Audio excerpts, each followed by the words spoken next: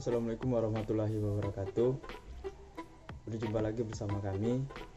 Saya Aditya Mahendra dan ketiga rekan saya yaitu Danitsun Wanapandi, M. Renaldi Saputra, dan Ferry S. Pada kesempatan hari ini kami akan menjelaskan tiga metode pengujian perangkat lunak yang belum dipelajari di mata kuliah pengujian perangkat lunak. Tiga metode ini yang kami ambil, yang rasa kami bisa presentasikan pada hari ini adalah yang pertama yaitu pengujian GUI, yang kedua adalah pengujian sistem real time, dan yang ketiga adalah gray box testing. Oke, kita langsung saja ke pembahasan yang pertama, yaitu ke pengujian GUI-nya, dimana GUI testing ini atau pengujian GUI ini adalah proses memastikan fungsionalitas yang tepat dari Graphical User Interface atau GUI, ya kan? Untuk aplikasi yang diberikan dan memastikan itu sesuai dengan spesifikasi tertulisnya. Selain fungsional, pengujian GUI mengevaluasi elemen desain seperti tata letak, terus warna, font, ukuran font, label, kotak teks, performatan teks itu tersendiri, tombol, daftar, icon, tautan ataupun konten. Oke, pengujian GUI juga cenderung menguji perilaku program tertentu yang diharapkan pengguna, seperti jam pasir ketika program sedang sibuk, terus kunci F1 yang memunculkan sistem bantuan, dan banyak hal detail pada umumnya. Mungkin di sini ada beberapa pertanyaan yang bisa membantu sebagai pedoman kita ketika melakukan pengujian generik untuk GUI. Di sini ada tiga bagian. Kami buat tiga bagian, yaitu untuk Windows, terus untuk menu pull down dan operasi mouse, terus ketika kita entry data. Saya akan sebutkan beberapa untuk Windows.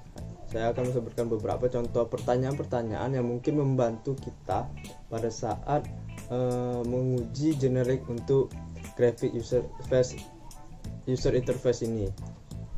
Oke, yang pertama yaitu untuk Windows ya. Untuk Windows adalah apakah window akan membuka secara tepat berdasarkan tipe yang sesuai atau perintah berbasis menu. Itu yang pertama. Terus ada pertanyaan lagi, apakah window akan menutup secara tepat? Itu. Terus apakah semua isi data yang diisikan pada window dapat dituju dengan tepat dengan sebuah mouse, function keys, anak panah penunjuk, dan keyboard? Itu ada beberapa pertanyaan. Terus ada beberapa pertanyaan juga untuk menu pull down dan operasi mouse-nya. Yang pertama adalah apakah menu bar aplikasi menampilkan fitur-fitur yang terkait dengan sistem, misal tampilan jam seperti tadi. Yang kedua, apakah semua fungsi menu dan subfungsi pull down didaftar secara tepat? Terus apakah kursor, yang ketiga ya, apakah kursor indikator pemrosesan seperti jam tadi dan pointer secara tepat berubah pada saat operasi yang berbeda dipanggil? Itu ketika kita ngetes menu pull down dan operasi mouse-nya, apakah hal ini terjadi seperti itu, ya kan? Terus yang ketiga, ketika entry data ada beberapa pertanyaan yang mungkin kita bisa juga untuk pengujian tadi, ya kan? Apakah mode grafik dari entry, misal slide bar, bekerja dengan baik? Apakah itu bekerja dengan baik? Ketika kita mengujinya itu menjadi pertanyaan, ya kan? Itu menentukan jadi maksudnya. Terus yang kedua, apakah pesan input data singkat pintar? Ya kan? Data sangat pintar maksudnya, apakah pesan input data sangat pintar? Yang ketiga, apakah mode grafik dari entry, misal slide bar tadi, bekerja dengan baik? Gitu, ya kan? Sama saja. Jadi itulah pengujian yang GUI-nya. Selanjutnya itu adalah pengujian sistem real time yang akan dijelaskan oleh rekan saya. Silahkan. Perkenalkan, saya Daniel Firman Afandi. Di sini saya akan menjelaskan pengujian sistem real time. Dalam sistem real time terdapat sifat asinkron dan tergantung waktu yang ada pada banyak aplikasi real time, menambahkan elemen baru yang sulit dan potensial untuk bauran pengujian waktu. Contohnya, perangkat lunak real time yang mengontrol alat fotokopi yang baru menerima interupsi operator. yakni operator mesin, menekan kunci kontrol seperti reset, dengan tanpa kesalahan pada saat mesin sedang melakukan kopian. Metode desain test case komprehensif untuk sistem real-time harus berkembang, tetapi 4 strategi langkah berikut dapat diusulkan. Langkah pertama adalah pengujian tugas. Langkah pertama dalam pengujian sistem perangkat lunak real-time adalah menguji masing-masing tugas secara independen, yaitu pengujian white box dan black box yang didesain dan dieksekusi secara independen bagi masing-masing tugas. Pengujian tugas mengungkap kesalahan di dalam logika dan fungsi, tetapi tidak akan mengungkap timing atau kesalahan tingkah laku.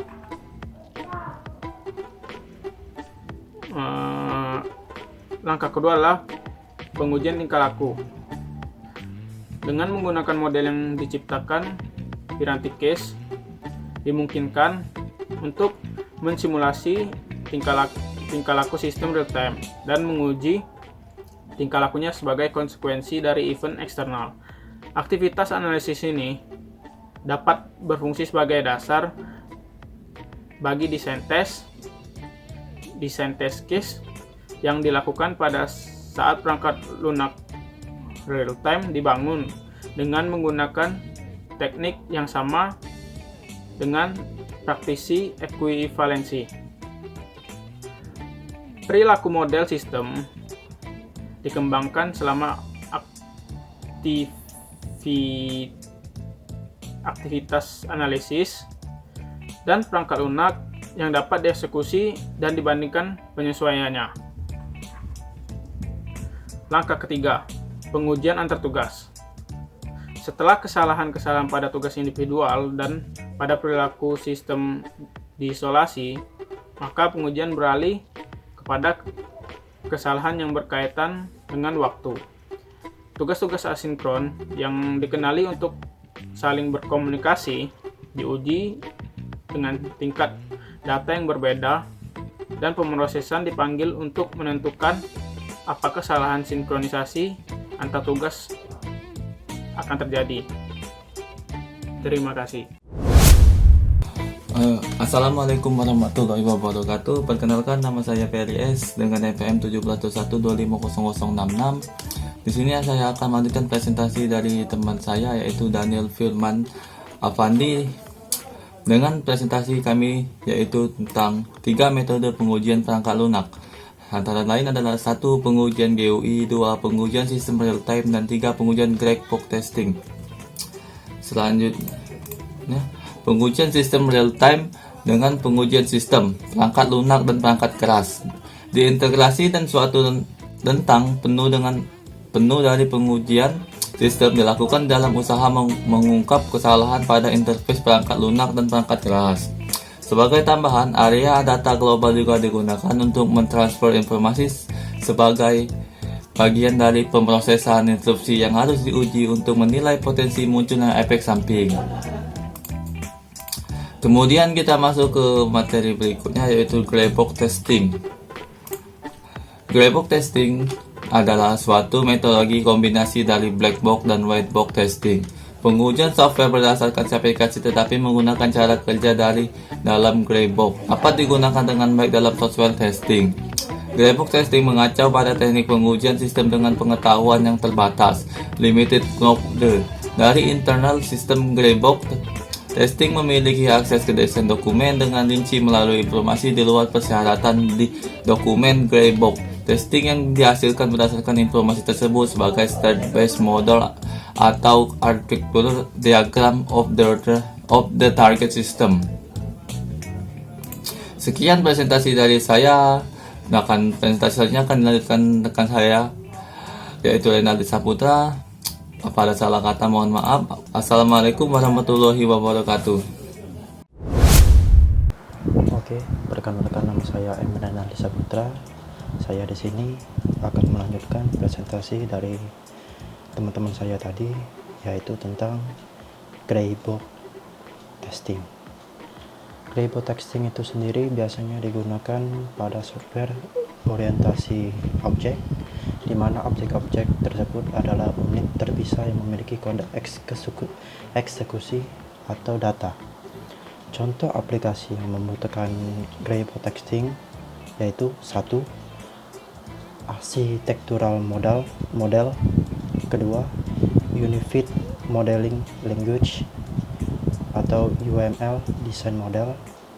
Yang ketiga, Finite State Machine atau State Model. Dan selanjutnya teknik yang ada di Greybox texting.